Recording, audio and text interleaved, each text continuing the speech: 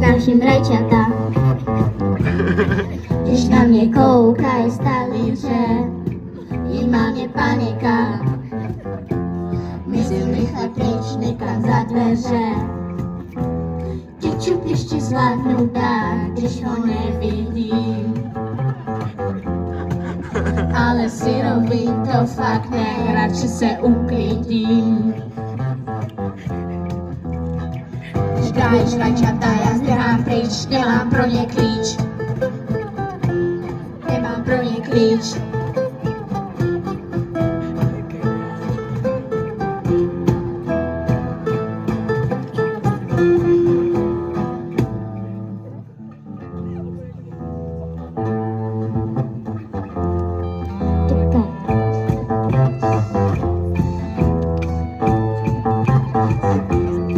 Říkají, dej si taky, vždyť jsou tak zdravá, jak tu mám o 2 kroky.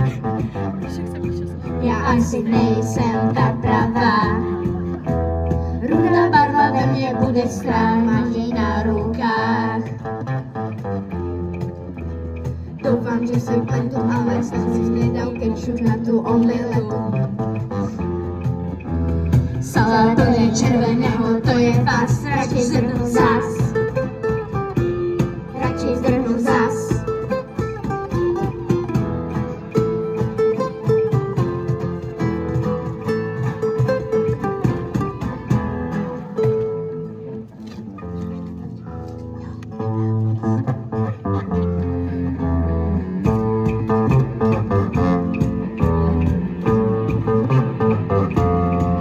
Je to ovoce. Říkají věci, co mají chytrý hlavy, anebo zelenina. To zas tvrdý kuchař, když ten guláš vaří. Mně je to jedno, ať si každý myslí, svý rajčata jsou hnusný.